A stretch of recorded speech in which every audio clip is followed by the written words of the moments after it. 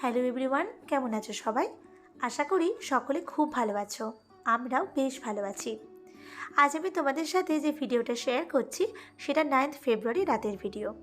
রাত তখন 1:15 মতো বাজে, আর তোমরা দেখতেই পাচ্ছ আমি আমার খাটের উপর সমস্ত জিনিসগুলোকে সাজিয়ে নিয়েছি। এগুলো এবার আমাদের প্যাকিং করতে হবে।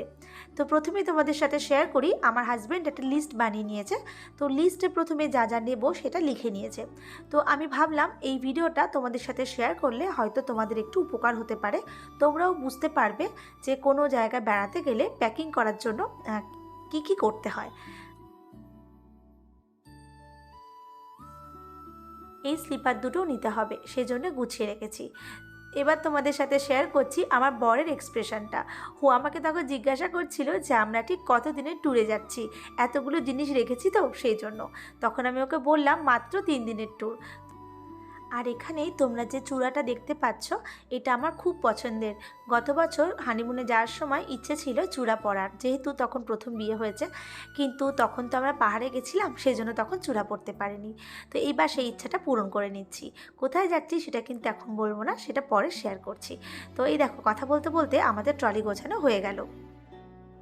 এবার আমি তোমাদের সাথে শেয়ার করছি আমরা আমাদের প্রথম বিবাহবার্ষিকী কীভাবে পালন করেছিলাম। তো অলরেডি তখন 12টা বেজে গেছে, মানে 10th ফেব্রুয়ারি পড়ে গেছে। তো আমি কেকটা বানিয়েছি, আর এই মালাটা নিয়ে এসেছি, আর সিঁদুরটাও।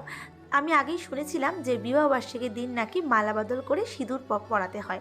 তো এই ইচ্ছাটা আমার মনে মনে ছিল। তো আমি আমার হাজব্যান্ডকে জানাতেই ও অফিস থেকে ফেরার সময় মালাটা আর সিঁদুরটা কিনে নিয়ে এসেছিলো।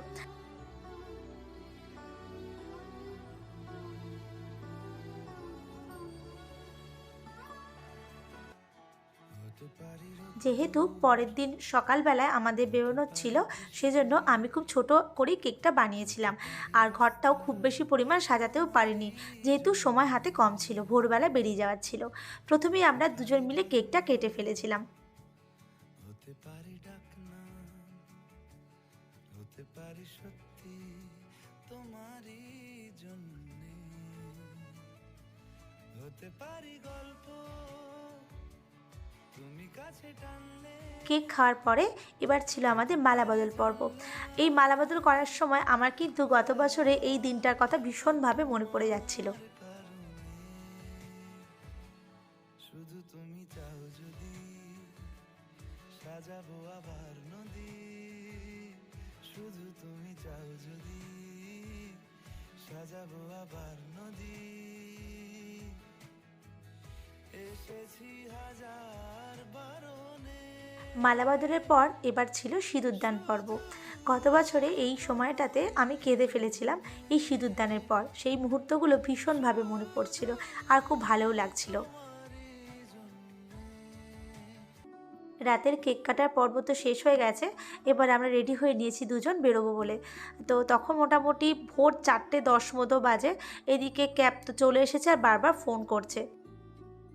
আমাদের আগের দিন রাতেই ক্যাবটা প্রি বুকিং করা ছিল, যেহেতু অত সকালে আমরা ক্যাব পাবো কিনা সেটা বুঝতে পারছিলাম না। তাই আমার বর কোনো রিস্ক নেয়নি, আগের দিন রাতেই কাজটা সেরে রেখেছিল। আমাদের ক্যাবটা যখন ছাড়লো তখন 4:11 মতো বাজে। তারপর আমরা এগিয়ে চললাম হাওড়া ব্রিজের উপর দিয়ে হাওড়া স্টেশনের দিকে। তো একটা জিনিস দেখে ভালো লাগলো যে তখন রাস্তায় কত লোক, কত মানুষ জীবিকা নির্বাহের জন্য কত ভোরবেলা উঠে কাজকর্ম করেন। তখন অনেক মানুষই ঘুমিয়ে থাকেন, আমরা ঘুমিয়ে থাকি, আমরা জানতেই পারি না। অথচ কত নিঃশব্দে কত কাজ হয়ে যায়। ওনারা এত কষ্ট করেন বলেই আমরা খুব সহজেই হাতের কাছে সব কিছু পেয়ে যাই। ঘড়িতে তখন 4:39 মতো বাজে, আমরা হাওড়া স্টেশন পৌঁছে গেছি। তো এবার কি করব, তখন ঠান্ডা ঠান্ডাও লাগছিল আর ভাবছিলাম সকালও হয়ে গেছে যখন একটু চা খেয়ে নিই। তখন আমরা দুজন 2 কাপ চা খেয়ে নিলাম। চা খেতে খেতেই তোমাদের সাথে একটা সিক্রেট শেয়ার করি। আমরা কিন্তু 9 ফেব্রুয়ারি রাতে একদম ঘুমাইনি, কেননা ঘুমিয়ে গেলে আমরা সকালে উঠে বেরোতেও পারতাম না, ট্রেনটাও ধরতে পারতাম না। ওই দেখো, আমার বর কিন্তু আমার জন্য একটা চিকেন ইন্টারনেট নিয়ে এসছে। তো এটা আমার খেতে বেশ ভালোই লাগে। তো সকাল সকাল আমি চিকেন ইন্টারনেট খেয়ে নিলাম। আরও একটা প্যাটিস খাচ্ছিল। ও আসলে প্যাটিস খেতে বেশ ভালোবাসে, কিন্তু আমার আবার প্যাটিস খেতে একদম ভালো লাগে না। তো যাই হোক, 21 নম্বর প্ল্যাটফর্মে আমাদের ট্রেন ঢুকে গেছে। তোমরা নিশ্চয়ই বুঝতেই পারছো বন্দে ভারতে করে আমরা কোথায় বেড়াতে যাচ্ছি। যদি নাও বোঝো তাহলে একটু ওয়েট করো, সেটা আমরা পরে ভিডিওতে অবশ্যই শেয়ার করব।